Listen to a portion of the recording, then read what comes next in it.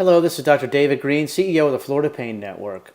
Today's topic is how spinal decompression therapy works so well. Spinal traction is often used for back pain and pinched nerve conditions. However, research doesn't back it up for the lumbar spine. In the late 1990s, spinal decompression therapy became FDA cleared, and then favorable research studies and intense marketing have exponentially increased its popularity. So what makes decompression different than spinal traction? Well, traditional spinal traction is continuous. It can lead to spasms and guarding because the low back's trying to fight it. And research actually just doesn't back it up. Spinal decompression therapy, however, involves intermittent spinal traction that can avoid the spasms typically associated with continuous, and then multiple studies have supported its use.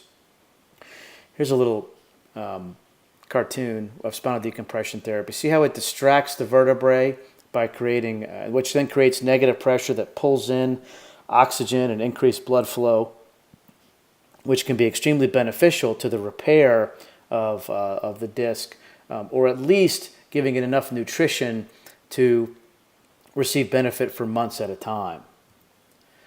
So it's a non-invasive, very minimal risk procedure. 20 sessions over 7 weeks is usually what's performed.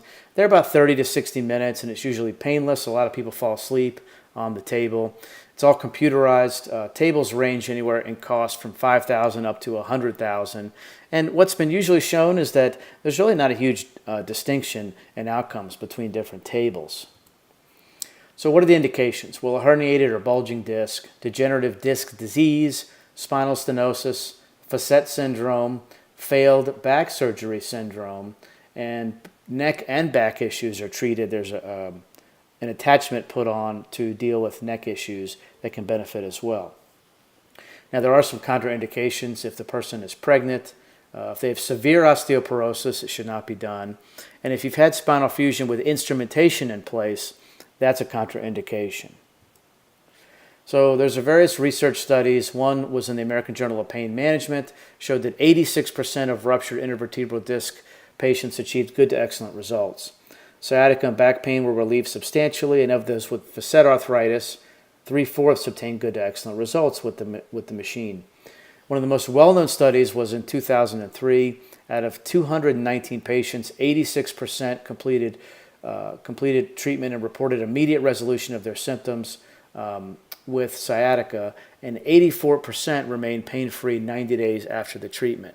Physical examination findings showed improvement in 92% of the patients and remained intact in 89% of the patients 3 months after treatment. Some insurance companies do cover it now. Some practices do get some carve-outs from various insurance companies to pay for it. A lot of it is self-pay. It can range anywhere from $500 to $1,000 up to $3,000 for a series of treatments. Now look at those numbers. That's a fraction of the cost of what a spine surgery would entail, and also much, much, much lower risk. The top non-operative pain management is through the Florida Pain Network. There are many clinics throughout the state accepting over 50 insurances and providing over 25 treatment options. Very high success rates with the board-certified award-winning doctors in the network. For the Tampa area, visit us at painmanagementtampa.com and then call us for more information and scheduling at 813-666-4399. I'm Dr. David Green with the Florida Pain Network. Your pain stops here.